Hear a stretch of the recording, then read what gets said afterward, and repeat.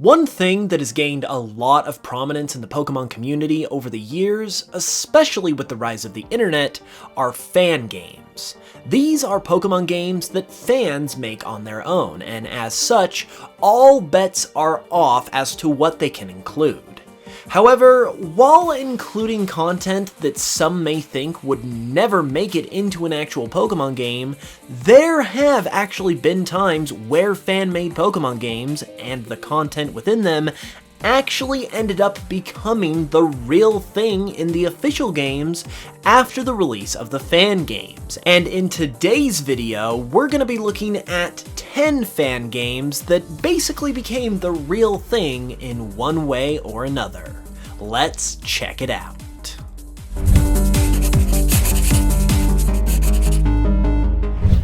Since Pokemon is a Japanese series, you honestly need some Japanese snacks or something to get the true, authentic experience. And as it turns out, today's wonderful sponsor, Tokyo Treat and Sakura Co., can help you out with that.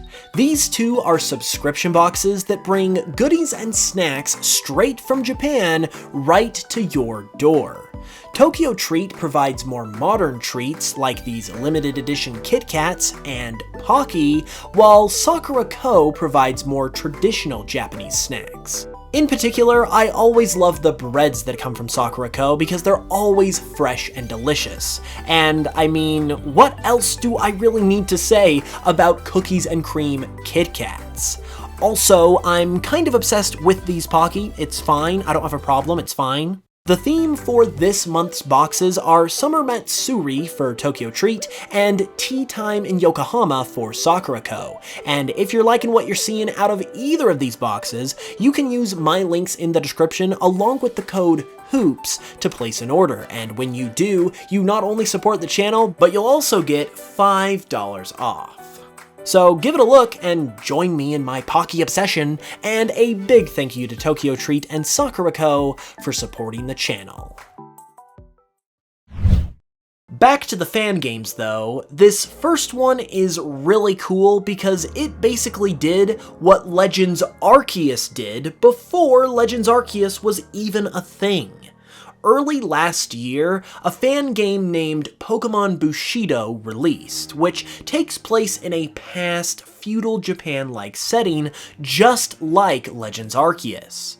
From what I've been able to gather, it seems that Pokémon Bushido officially released sometime around March of 2021, which admittedly would have been a couple weeks or so after the initial reveal of Legends Arceus. However, I'm pretty sure this game was in development for more than 2 weeks, because it looks really well polished, which ultimately means that this game would have been in development before Legends Arceus was even known about. And there are a lot of things from this fan game that ended up coming to life officially in Legends. For example, there's the feudal Japanese vibe and time frame that is present, there's the concept of picking starters from different generations that's present, and there are even clans that are present in the game, just like the Diamond and Pearl clans from Legends Arceus. Given that this game did release shortly after Legends' reveal, it is possible, as I said earlier, that some last-minute inspiration was taken for this game, but due to most of it likely having already been conceptualized and developed before Legends' reveal, the similarities between these two are actually wild, and I'm certainly glad that it was this fan game in particular, out of all the others, that more or less ended up becoming the real thing. This next one is a bit wild because the situation this time around is actually reversed, and it's the official version of this game that didn't happen as opposed to the fan game. But there's a catch, because the official version was in fact planned to be a real thing. Over the years, there have been multiple fan-made Pokemon MMOs that have released, out of a desire for Pokemon to release a massively multiplayer online game of their own, which they haven't done to this point. This would include titles such as the classic MMO and even Pokemon Omega, which itself was actually shut down around 2014, likely due to Omega Ruby releasing in that same year, meaning that in name, Pokemon Omega sort of became a real thing itself. However, while fan-made MMOs have been around for a while, there were actually plans for an official Pokemon MMO that would have seen many of those fan-made concepts actually become the real thing.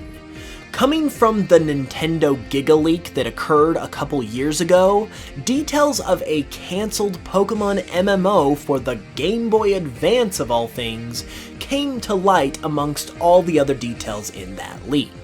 Apparently being developed back in 2004, this game would have been based on the Fire Red and Leaf Green engine, and would have had players connecting their Game Boy Advance to a computer in order to play.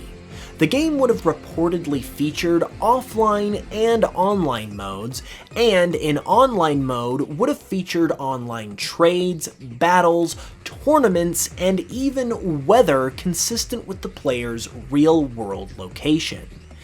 If this had actually released, there would have been no real need for the fan-made MMOs that ultimately came after it, and for as fascinating and wild as those fan-made MMOs are, it's even more wild to think that they were almost going to be an actual real thing.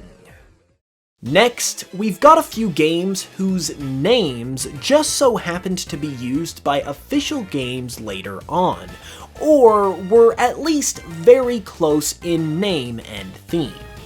The first is also probably one of the first quote-unquote fan games that ever existed, and that is none other than Pokemon Diamond. Pokemon Diamond obviously has the same name as the official Pokemon Diamond that would be released years later, but the thing about this game is that it's not even a Pokemon game, and it's not really fan-made either. The fan-made Pokemon Diamond is actually just a poor, unofficial English translation of Ketai Denju Telefang, a series similar to Pokemon that was never released outside of Japan. When it was bootlegged, it borrowed the Pokemon name to help increase popularity and recognizability due to its similarity to Pokemon and the fact that Pokemon was obviously much more well-known, and for whatever reason, it settled on Pokemon Diamond, which once again would eventually be released officially years later. Another fan game with a name identical to an official one is Pokemon Brown. Brown is a Gen 1 ROM hack that was created in 2004, and if you're wondering exactly how the name Pokemon Brown became the real thing when there isn't an official game with that name, well, allow me to explain. While Pokemon Brown isn't the name of an official Pokemon game, an official trademark for the title Pokemon Brown was filed by Nintendo and Game Freak in 2009. And while the following is pure speculation, it is possible that there could have been plans at one point for Pokemon Brown to be more than just a trademark. Since the name Pokemon Brown is clearly named after a color, it fits in with the naming scheme of the Gen 1 games, and since all Gen 1 games are represented by a starter Pokemon whose body color matches that of the name of the game itself, who might have Brown been represented by if it was real? Well, in short, probably Eevee. And in Pokemon Yellow, it just so happens that Eevee is the other starter Pokemon that is taken by your rival, while you take Pikachu. Additionally, we obviously just saw the remake of Pokemon Yellow, Let's Go Pikachu, receive a companion title in the form of Let's Go Eevee, which would have definitely been called Pokemon Brown if they had went with the color-based naming scheme for those games. So, given that all of this seems to line up, and there's even a trademark for Pokemon Brown, might the fan-made Pokemon Brown have actually been planned in some way to receive an official counterpart?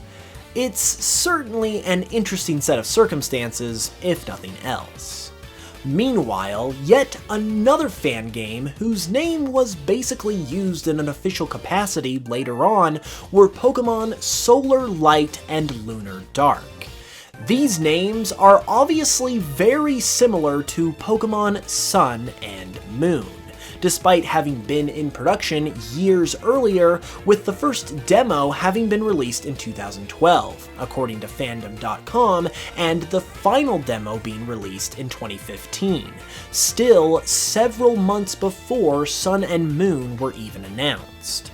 The final version of the game would not see a release until 2019, however, meaning that some elements in the final release could have been inspired by Sun and Moon themselves, but nevertheless, its roots do indeed trace back far before Sun and Moon were publicly known. And for good measure, the fire-type starter of this game just so happens to be a cat, just like Litten in Sun and Moon. Moving along, we've still got a few more games to cover, including those that pretty much did regional variants before regional variants were even a thing.